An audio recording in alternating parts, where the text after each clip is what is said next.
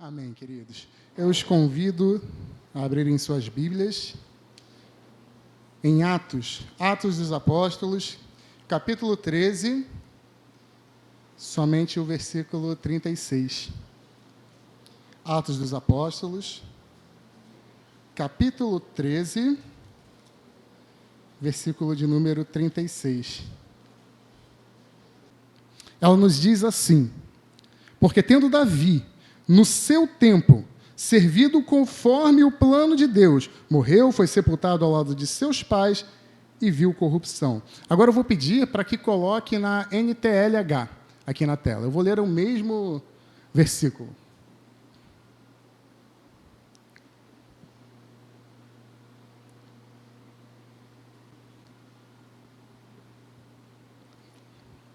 Vamos lá, irmãos. E Paulo disse ainda: na verdade, Davi, no seu tempo, cumpriu os planos de Deus. Depois morreu, foi sepultado ao lado dos seus antepassados e apodreceu na sepultura. Glórias a Deus, irmãos.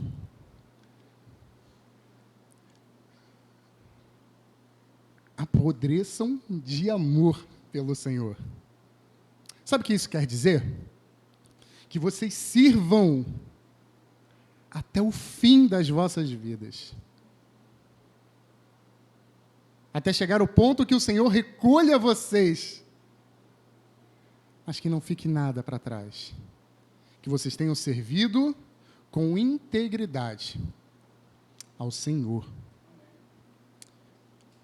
Sabe por quê? Porque às vezes nós nos perguntamos, e eu já fiz essa pergunta para mim mesmo, e talvez você tenha feito para você mesmo: por qual motivo Deus me criou?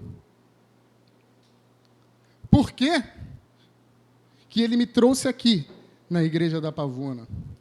Ou então: Senhor, o que Tu esperas de mim? O que Tu queres que eu queira? E sabe, eu não sou o tipo de pregador coach, sabe, que vai dizer para vocês: vamos lá, avancem, vocês são vencedores, vai dar tudo certo. Se tem alguma coisa dando errado, repreende. Não sou desse tipo. Eu gostaria de te dizer coisas bonitas e te encorajar a ser mais de você. Mas, na verdade, a vida é dedicar-se. A vida é doar-se. A vida é entregar-se para Deus e para o seu próximo em amor a Deus. É só assim que faz sentido a nossa vida. E qual é o sentido da vida? É Cristo. O sentido é Cristo. E não é à toa que o apóstolo Paulo vai dizer que ele já está crucificado com Cristo. E já não é ele que vive, mas é o próprio Cristo que vive através dele. E a vida que ele leva na carne, não leva por ele mesmo, mas leva pela fé no Filho de Deus, que o amou e se entregou por ele. E parece uma fórmula. Ele morreu por nós, nós morremos para o mundo e agora vivemos para ele. E na realidade, a nossa vida é morrer para que outros possam viver. É se entregar para que outros, nesta geração, tenham a oportunidade de desfrutar desse amor que nos arrebatou, e nos alcançou, e nos transformou, e mudou a nossa história. Sabe, e esse versículo que nós lemos, ele parece um ciclo de vida do cristão. Nasça, sirva ao Senhor, sirva a esta geração, debaixo da graça e dos planos de Deus, morra e seja esquecido.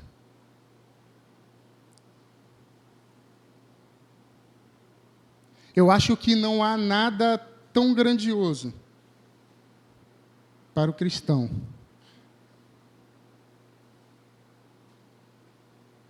do que ter alguém que fale dele após a sua partida. Ele não vai nem saber. Mas ter alguém que vai falar dele, esse servia ao Senhor. Esse vivia para o Senhor. Você só entende o seu propósito olhando para o fim. E este versículo mostra qual é o teu fim.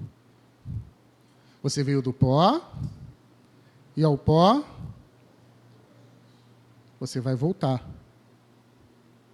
Aí a Bíblia vai dizer, você vai adormecer, você vai apodrecer, você vai morrer. É a finitude, é a nossa finitude. É a finitude. Mas para aqueles que creem em Cristo, sabem que de verdade, a morte não é o fim.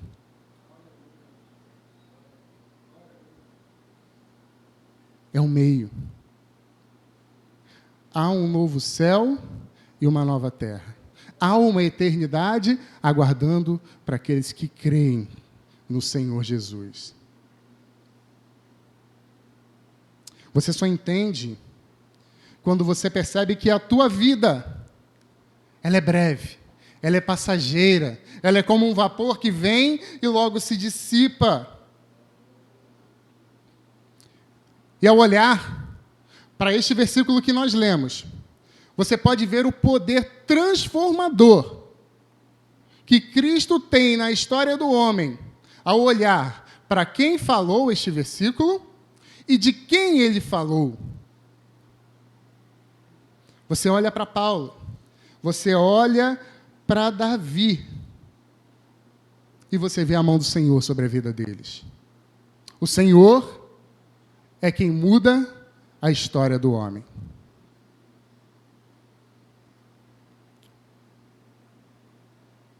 Não será o grupo apaixonados por Cristo. Não será você individualmente. Será o Senhor agindo através da sua vida. Nunca se esqueçam disso. Se alguém aqui, e alguma vez, falou algo de bom que tocou no seu coração e modificou a tua vida, pode ter certeza. A glória nunca foi dos homens, mas sempre foi do Senhor, o nosso Deus. É Ele quem fala, é Ele quem faz, é Ele quem modifica, é Ele quem dá a estratégia, é Ele quem desperta no coração desses jovens esse desejo. Opa, o que nós estamos fazendo? Vamos para a praça, vamos falar do Senhor, vamos evangelizar, vamos anunciar as boas novas. Vamos louvar, vamos orar, vamos abordar pessoas, vamos lançar as sementes, na certeza de que um planta e o outro rega. Mas segundo a palavra, quem dá o crescimento é o Senhor.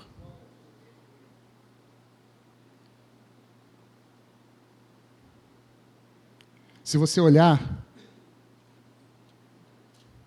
no início deste capítulo 13, você vai ver que Paulo está em sua primeira viagem missionária. Junto a eles, Barnabé e João Marcos, que um pouquinho mais à frente decide voltar. Mas mais interessante é você perceber, lá no início, enquanto os líderes da igreja estavam jejuando, que quem ordena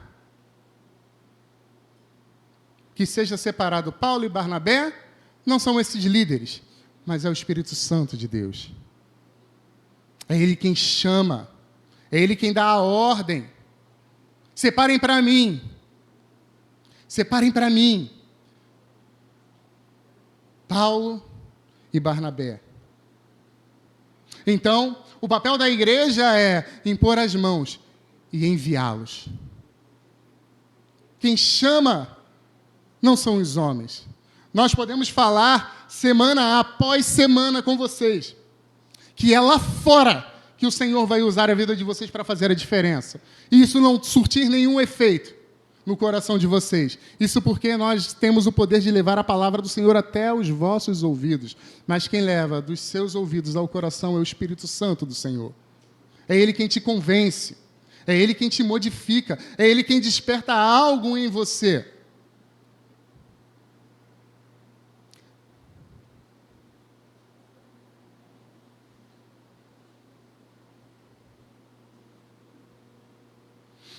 Mas sabe o que é interessante? Esse mesmo Espírito Santo que envia Paulo já estava nele. Lá no ato da sua conversão, no caminho para Damasco, quando o Senhor o encontrou e o fez cair no chão.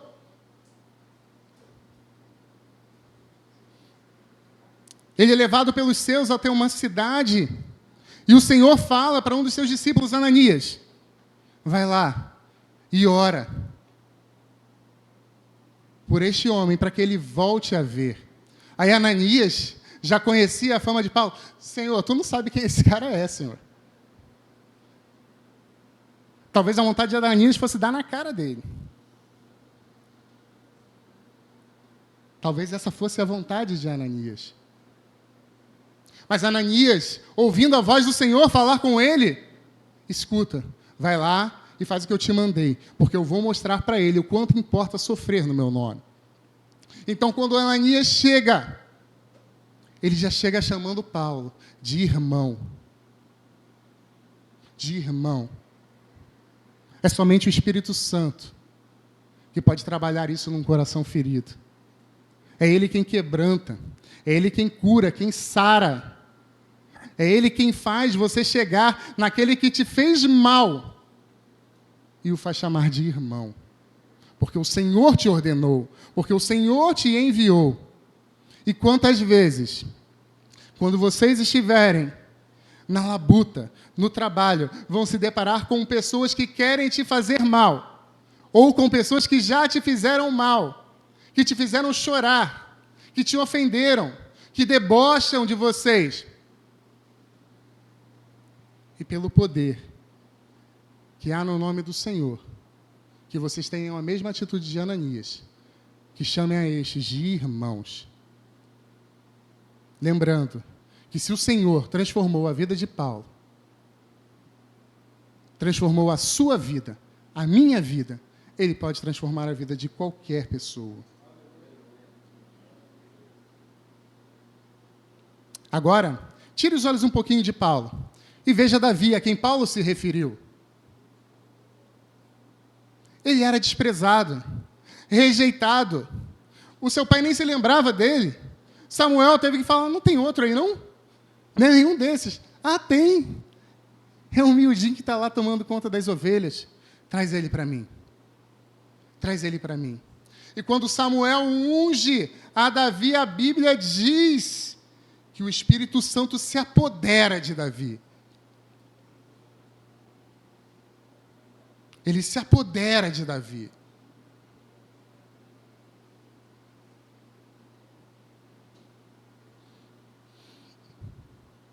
Paulo, depois que oraram por sua vida, ele se alimentou, voltou a ver e já começou a pregar o Evangelho, a ponto de confundir as pessoas. Não era esse que estava nos perseguindo? A Bíblia diz que ele respirava ameaças de morte contra o povo de Deus. Davi foi ungido, voltou para cuidar de ovelhas. Depois, foi chamado para tocar harpa, para alegrar a Saul e tirar o espírito mau que estava habitando nele. Quando Deus está contigo, meu irmão e minha irmã, até o teu inimigo, até quem deseja te fazer mal, se dobra diante do Espírito Santo que habita em você. Olhem para Moisés. Deus precisava esconder o libertador do seu povo, e ele escondeu debaixo do nariz do seu inimigo. E este só percebeu quando foi da vontade de Deus.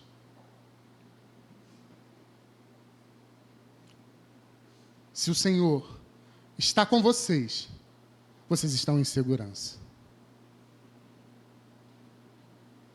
E sabe o que isso tudo significa? Que quando é Deus que quer, quando é da vontade do Senhor, por maior que pareçam as impossibilidades, o Senhor faz acontecer. Ele é atuante na história. E se Ele estiver conosco, a nossa oração é que Ele abençoe a obra das nossas mãos.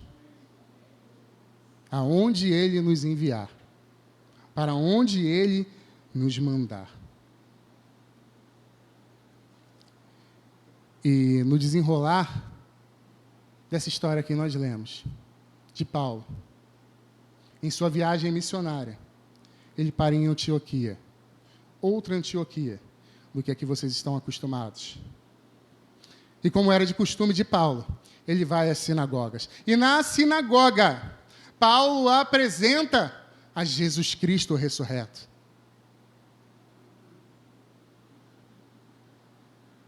E Paulo fala que ele ressuscitou. Sim, ele ressuscitou dentre os mortos. E a profecia que vocês achavam que era para Davi, na verdade era se referindo ao nosso Senhor Jesus Cristo. E então ele vem com este versículo. Na verdade, Davi, no seu tempo, serviu conforme os planos de Deus.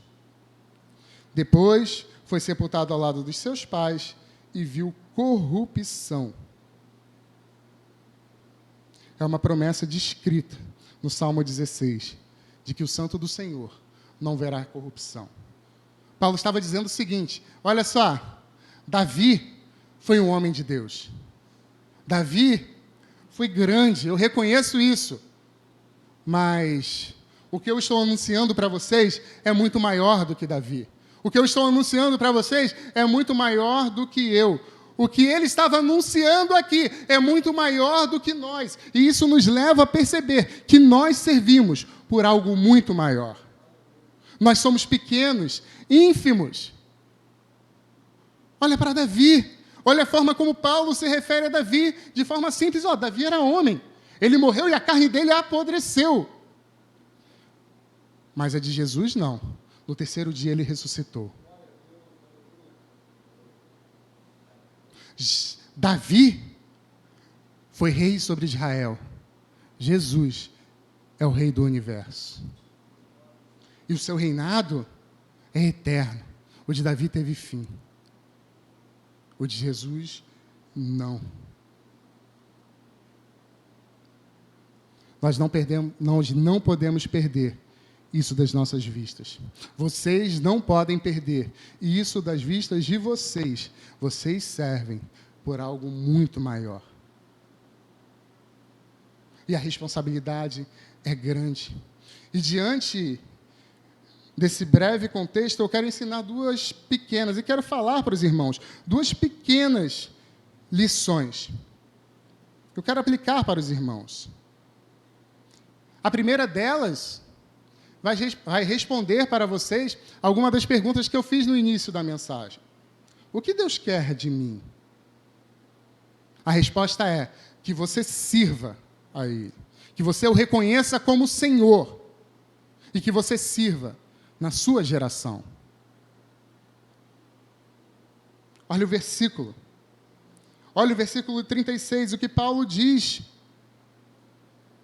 Bota na NTLH para mim, por favor. Na verdade, Davi, no seu tempo, cumpriu os planos de Deus. Em uma versão, vai dizer assim: Davi serviu na sua geração aos propósitos de Deus. Davi serviu ao Senhor na sua geração. E o reinado de Davi foi marcado por grandes conquistas do povo de Deus. Os inimigos que estavam de pé caíram. Ele trouxe a Arca da Aliança de volta para o meio do povo. O comércio foi expandido, estradas foram construídas. Por intermédio de Davi? Não, porque Davi serviu na sua geração. Davi não se acomodou na sua geração. Mas, na verdade, tudo aquilo que Davi fez foi por intermédio da graça do Senhor que estava sobre a vida dele. E sabe, irmãos, não foi fácil. O reinado de Davi não foi fácil. E não será fácil nunca para aqueles que servem ao Senhor. Nós passaremos por lutas, passaremos pelas aflições, passaremos pelo vale da sombra da morte, mas a boa notícia é que o Senhor está conosco. E a presença dEle e a graça dEle nos basta. Ele é quem há de nos consolar. Sabe, Davi enfrentou guerras civis. Como quando Saul morreu. E o seu filho, influenciado por Abner, chefe do exército de Saul, tentou tomar o seu reino. A história acaba em morte. A morte de Abner e a do filho remanescente de Saul. Seus filhos, 2 de seus filhos, se rebelam contra ele e tentam tomar o seu reino. Absalão e Adonias, já no final do seu reinado. E tudo isso era a culpa da imperfeição de Davi. Mais uma prova de que ele era homem. Davi adultera com Batseba. Planeja para matar o marido dela, Urias. Desse relacionamento, antes surge um bebê. E esse bebê morre depois de um tempo. E Davi era tão imperfeito que as pessoas tinham medo de dar a notícia para ele. Porque geralmente quando a notícia era ruim, ele matava quem deu a notícia. Já pensou? É a tua vez, Igor. Vai lá e fala com ele.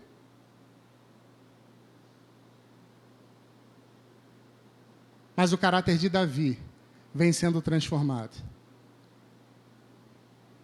Se antes ele matava, quando ele recebe a notícia da morte do seu filho, ele sacode a poeira e pede para que coloque alimento para ele.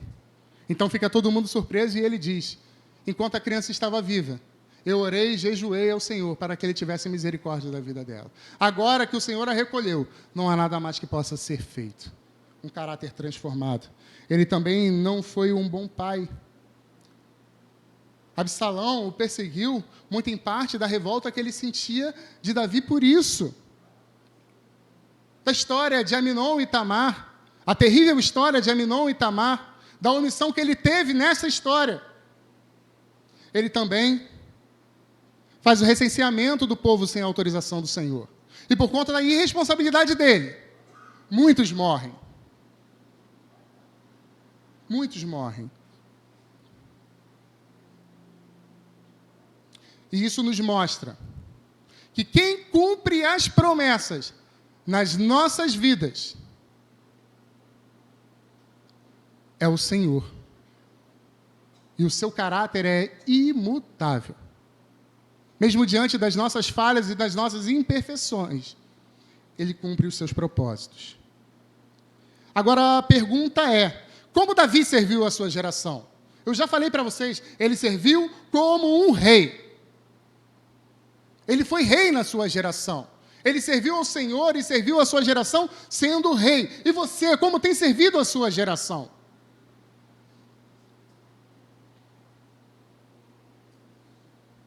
Deus está te chamando a servir a Ele e a sua geração. Deus está te chamando a amar a Ele sobre todas as coisas e o seu próximo como a ti mesmo.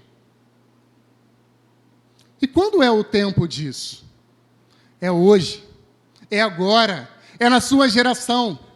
Você não pode se poupar, você não pode descansar, você não pode viver de sombras do passado, antigamente era melhor. Você não pode viver dizendo que num futuro Deus vai levantar outra pessoa. Não! Deus já colocou você nesta geração. Levante-se, arregace as mangas e trabalhe em nome do Senhor.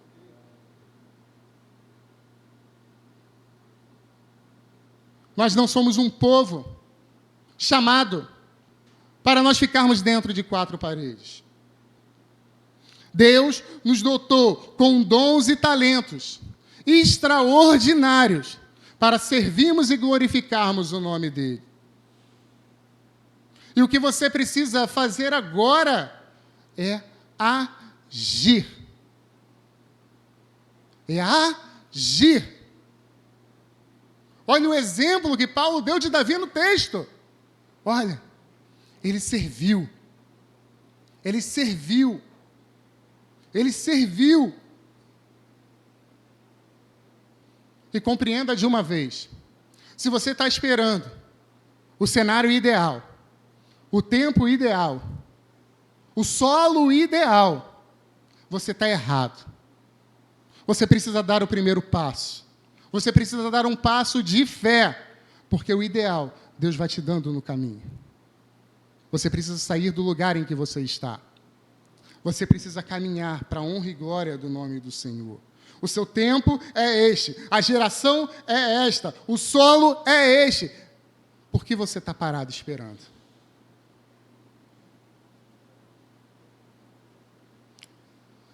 Na verdade, se você ainda espera aquilo que é ideal, saiba que o ideal é servir. O ideal é se entregar. O ideal é amar sem medidas. Comece, inicie. Deus está contigo, por onde quer que você andar. Ele nunca vai te deixar, Ele nunca vai te desamparar, Ele nunca vai te abandonar. Mas, aonde você irá fazer isso? Aqui na igreja, nós temos engenheiros, nós temos militares, nós temos professores, nós temos enfermeiras, nós temos coordenadoras, nós temos vendedores, nós temos auxiliares administrativos. E o Senhor quer povoar cada pedaço dessa sociedade com os seus servos e as suas servas. Por isso, se você for professor ou professora, seja um professor ou professora para a glória de Deus. Se você for engenheiro ou engenheira, seja um engenheiro e uma engenheira para a glória de Deus. Se você for vendedor ou vendedora, seja para a glória de Deus. Que vocês façam qualquer coisa, mas que façam para a glória do nome do Senhor. Mas eu sou uma simples dona de casa. Seja uma dona de casa, para a honra e glória do Senhor. Crie os seus filhos no caminho do Senhor. Quem sabe o que Ele tem para a sua vida? Quem sabe o que Ele tem para a vida dos seus filhos? Ah, mas eu já estou em avançada idade. Meu amado, olhe para Abraão. Com que idade Abraão foi chamado? A largar tudo e ir por fé para uma terra que o Senhor ainda iria mostrar. Mas eu sou muito novo. Josias, o rei Josias, foi chamado com 8 anos de idade. E a palavra diz que ele fez o que era reto diante do Senhor. Qual é a sua desculpa? E diante da sua desculpa, eu torno a perguntar: aonde o Senhor está te chamando para servir? E você tem sido omisso. Se você olha para essa sociedade e você acha que ela está ruim, quem acha que ela está ruim? Ou só sou eu aqui? Nossa, tá boa? Tá maravilhosa? Tá supimpa? Tá ruim, né? Os dias são maus. O mundo jaz no maligno. Mas você tem avançado com ousadia e anunciado as boas novas do Evangelho? Você tem feito a sua parte? Porque assim, se você crê que o Evangelho transforma vidas. Você crê nisso? Que o Evangelho tem poder para mudar a história do homem que estava perdido? Amém ou não amém? Você crê nisso?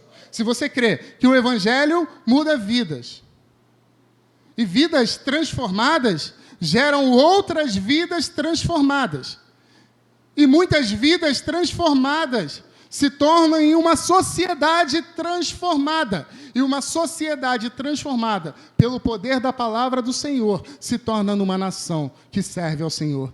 E bendita é a nação cujo Deus é o Senhor.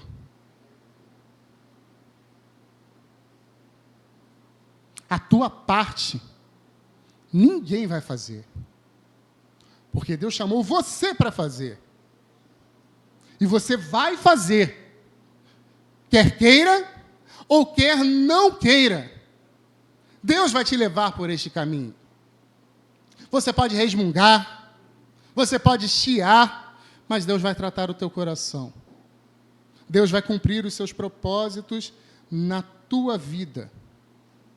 E cada passo que você der, cada vitória que você conquistar, cada avanço que você sentir, será como um renovo vindo dos céus.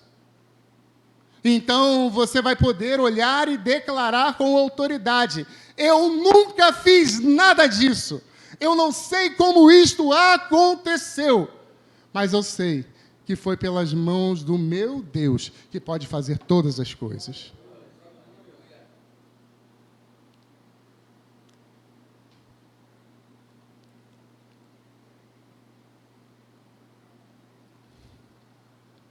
E se de fato,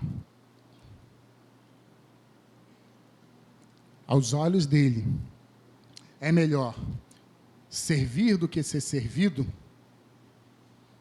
aonde estão os filhos de Deus, que estão prontos para atuar como ouvidos, para ouvir o choro, a dor e a lamentação daqueles que estão espiritualmente abatidos, e trazer o renovo vindo do Senhor.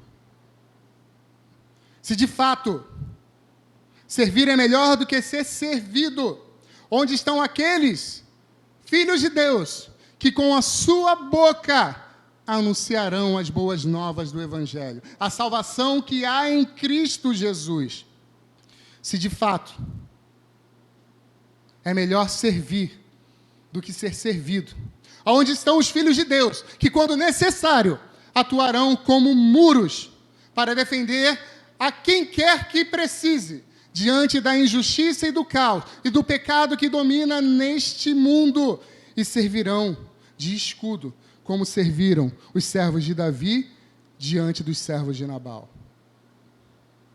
Onde estão aqueles que estão prontos para serem as mãos do Senhor caminhando sobre a terra. Os pés caminham, mas as mãos vão juntos, tá?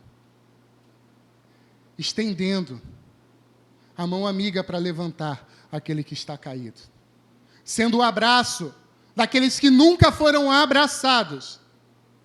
Sendo a prova de amor cabal do Senhor para aqueles que nunca esperaram ser amados.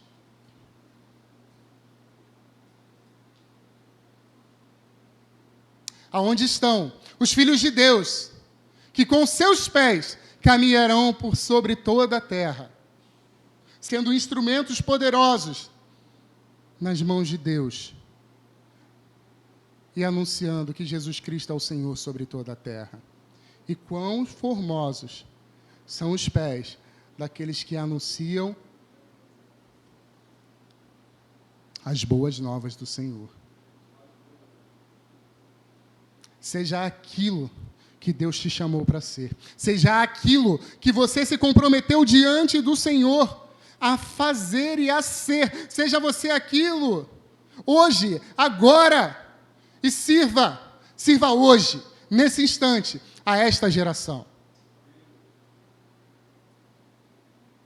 Mas observem que o texto não diz apenas que Davi serviu a sua geração. Não é só isso que o texto diz. Coloca para mim de novo na tela, por gentileza. Davi serviu sim a sua geração, mas na sua geração Davi serviu cumprindo os planos de Deus. Isso é muito mais importante. Davi serviu a sua geração cumprindo os planos de Deus. Davi queria construir um templo para o Senhor. Deus permitiu? Quem vai construir, Davi? Vai ser o seu filho. Você não vai fazer isso, não. E Davi fez biquinho e parou de servir? Não. Davi continuou servindo. Isso quer dizer que Deus destratou Davi? Não. Está dizendo que ele é soberano e ele faz o que ele quer, na hora que ele quer, da forma que ele quiser, com quem ele quiser. E se não for conosco, vai ser com o outro. E o nosso dever é continuar servindo. É continuar atuante. Sem vacilar. Sem escorregar. Sem retroceder.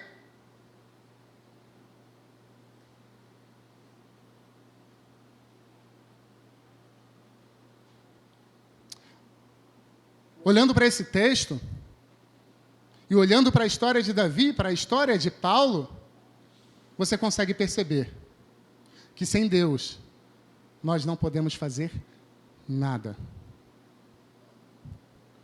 Porque é Ele quem efetua em nós, tanto o querer, quanto o realizar.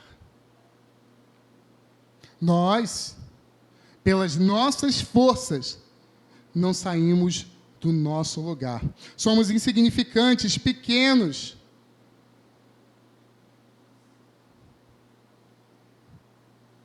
E sabe por que muitas vezes, dentro da nossa pequenez, pedimos e não recebemos? Porque pedimos mal. Porque pedimos para satisfazer a nossa carne, os nossos desejos.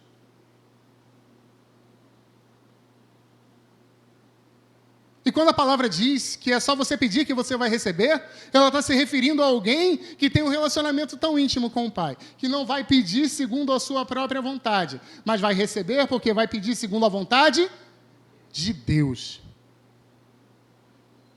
Por que você faz o que você faz? Por que vocês estão aqui nesta noite? E não somente os apaixonados, toda a igreja do Senhor, que eu creio que também ama esse Deus. É pelo status? É para botar no grupo lá, do Instagram? Apaixonados por Cristo, servimos ao Senhor. Pá! É pelas curtidas? É para vocês postarem e dizerem que é para a glória de Deus? É para usarem uma camiseta bonita dessa que vocês estão usando? A minha é XXG, o sinal.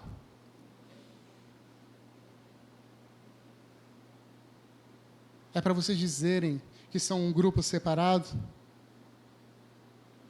É para vocês dizerem que criaram e não saírem do lugar? É só para dar um culto de início e ficar por isso mesmo? Porque se for assim, na verdade, vocês ficam pelo caminho. Vocês logo desistirão. Mas, se for verdadeiramente para glorificar ao Senhor, não ficarão muralhas de pé, e as portas do inferno não prevalecerão contra a igreja do Senhor. Somos nós que estamos atacando. Somos nós que estamos na linha de frente. Não podemos recuar. Só podemos avançar.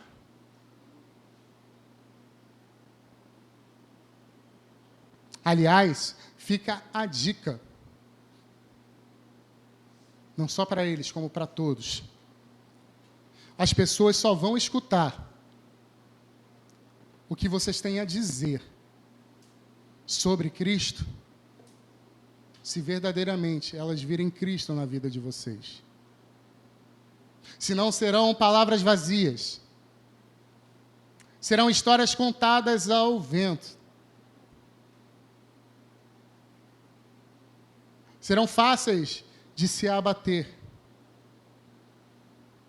Por isso, falem sobre Cristo. Vivam Cristo. Respirem Cristo. Anunciem Cristo em tempo e fora de tempo. E, se necessário, morram por isso.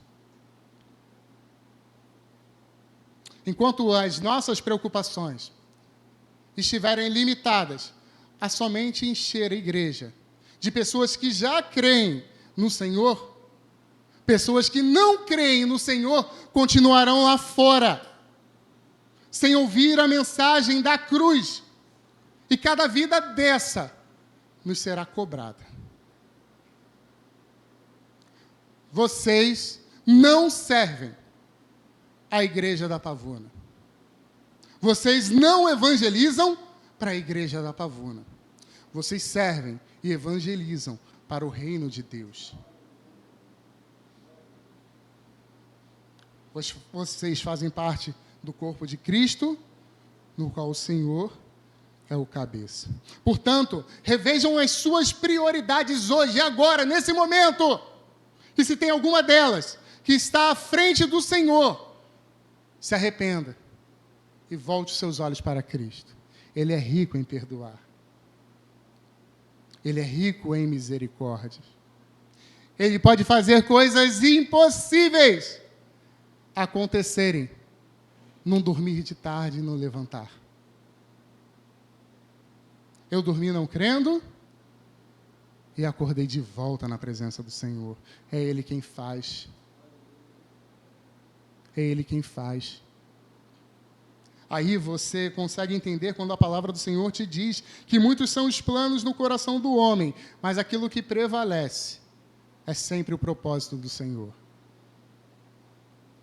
Então você consegue compreender Jó quando diz: Senhor, eu sei que tu pode todas as coisas e que nenhum dos teus planos podem ser frustrados.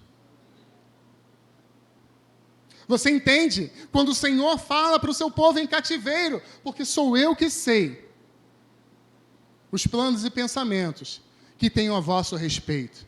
São planos de fazer vocês prosperarem e não de causar danos a vocês. São planos de paz e não de mal. São planos para dar um futuro para vocês e uma esperança.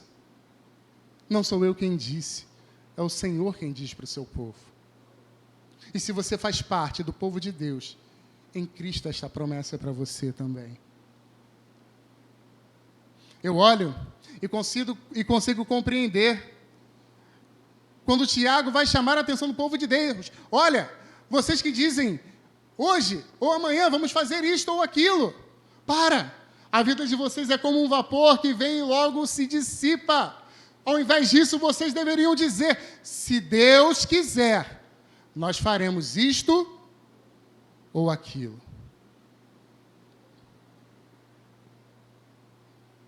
Quer cumprir e servir na tua geração, debaixo dos propósitos de Deus, esteja atento ao que Ele está te dizendo e sirva com inteireza de coração a Ele. Consagre ao Senhor tudo aquilo que você faz e os seus planos serão bem-sucedidos.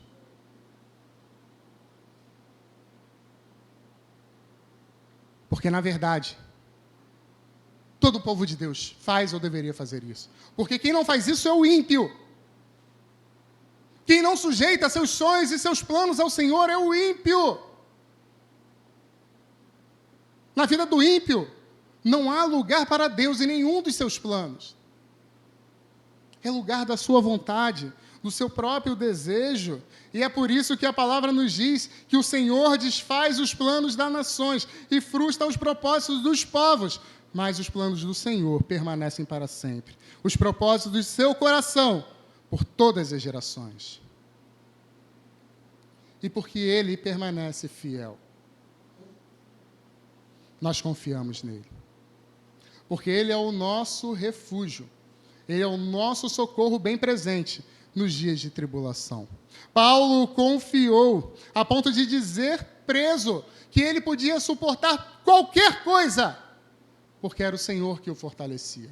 Davi confiou a ponto de dizer em um dos seus salmos que o Senhor era a porção da sua herança, que o Senhor era a garantia do seu futuro, diante de todas as riquezas que ele tinha como rei. Aquilo de mais valioso, ele reconhecia que era o Deus que ele servia. E que futuro glorioso há para aqueles que esperam nele, para aqueles que servem a ele.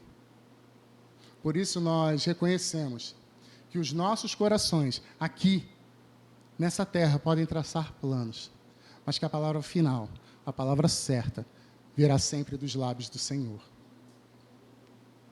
Por fim, e agora encerrando mesmo, esse versículo mostra que Davi descansou e sua carne, como diz a NTLH, que é bem incisiva, apodreceu. E assim, rápido. Mas ele morreu servindo. Paulo morreu servindo. Todos estavam na ativa. Moisés, Josué estavam dando instruções para o povo. Depois morreram. Morreram na ativa, morreram servindo. Nossos irmãos que partiram há pouco tempo também estavam na ativa. Tia Martinha morreu na ativa, servindo ao Senhor, como fez por toda a vida. Que seja assim conosco, irmãos. Que quando o Senhor nos chamar, que nós estejamos na ativa, servindo com alegria ao nosso Deus. Há uma história de um pastor chamado John Harper. E ele é considerado o pastor do Titanic. Quem já ouviu essa história? Eu acho que eu já contei para vocês, né? O pastor John Harper embarcou em 1912 no Titanic. Ele levou 2 mulheres. Uma era sua filha, que era uma criança, e a outra ou era sua meia-irmã ou era sua sobrinha. Não se sabe ao certo. Ele era pastor e estava sendo convidado a pregar em Chicago. E os relatos desta história, que são documentados, constam que John Harper, durante este período, estava abordando aquelas pessoas que, em sua maioria, eram extremamente ricos, e falava com o amor da bondade de Deus. Quando o navio bate no iceberg, Harper estava colocando a sua filha para dormir e fazendo seu devocional, como era todos os dias. E aquelas pessoas estavam no baile, assim como retrata o filme, curtindo, se divertindo, e nem perceberam quando o acidente aconteceu.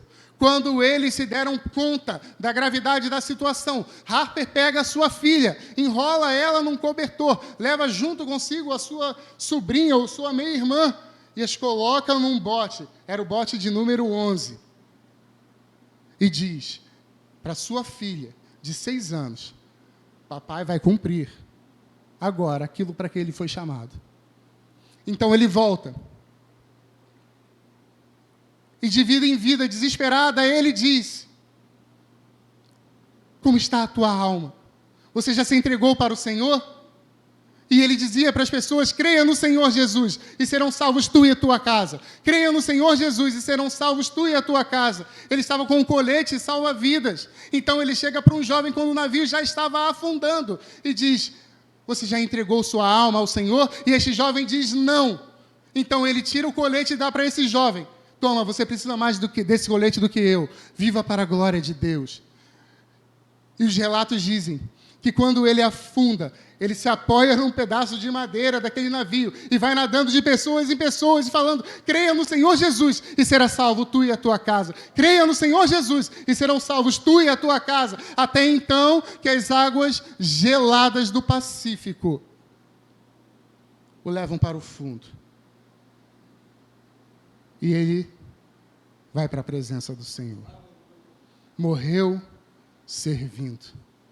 E este jovem do colete, 4 anos depois, faz um documento dizendo que ele foi o último a ser alcançado por John Harper. Ele não cria em Cristo, mas entregou sua vida para Cristo depois da atitude deste pastor. Se eu estivesse para morrer e pudesse dar um último conselho para vocês, eu diria: deixem tudo, abandonem tudo, seus achismos, suas certezas incertas, vivam pelo poder da palavra de Deus e vivam para a glória de Deus. E eu oro para que, assim como John Harper, assim como minha madrinha Martinha, assim como Paulo, Davi, os apóstolos e outros irmãos que morreram ao longo da história, que vocês sirvam até o fim. E se perseguirem vocês, que vocês continuem. E vocês continuando, e no meio da perseguição, prenderem vocês, que lá dentro das cadeias, vocês louvem de alegria ao Senhor. E se ainda, porventura, dentro da cadeia, resolverem tentar contra a vida de vocês, que vocês façam suas as palavras do apóstolo Paulo, quando ele disse: combati o bom combate, terminei a corrida e guardei a fé. Agora me está reservada a coroa da justiça, que o Senhor, o justo juiz, me dará naquele dia. E não somente a mim, mas a todos aqueles que amam a sua vinda. Pois este quem Paulo acertadamente anunciou como sendo maior que Davi, na verdade é a primícia daqueles que dormem. Ele ressuscitou, e os mortos em Cristo ressuscitarão primeiro. E eu oro para que vocês, apaixonados por Cristo, amem verdadeiramente a obra daquele que os tem chamado. E eu deixo para a igreja que o chamado de Deus para a sua obra não é privativo a esses jovens, mas é para cada um de vocês que estão aqui. E se vocês têm se escondido, é mais ainda para você.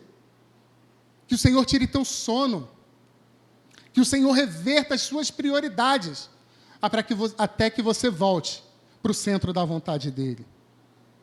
Somos chamados não para estrelarmos a igreja da Pavuna, mas para sermos luz no mundo, para sairmos das quatro paredes.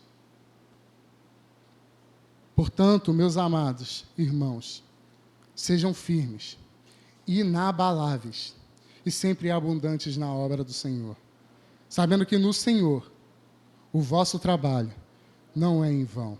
Não é em vão. Não será em vão. Vale a pena, numa geração perdida e corrompida, servir ao Senhor. Porque o Espírito do Senhor Deus está sobre a vida de vocês, Ele habita em vocês e os tem ungido para pregar as boas novas aos pobres, os tem enviado a curar os quebrantados de coração e a proclamar o ano aceitável do Senhor. Serão vocês, e não as pedras que clamarão. Serão vocês a consolar a todos aqueles que choram em Sião, a colocar uma coroa em vez de cinzas, óleo de alegria em vez de pranto, manto de louvor em vez de um espírito angustiado. Serão conhecidos como carvalhos de justiça e serão plantados, e são plantados, para a glória de Deus, o nosso Pai.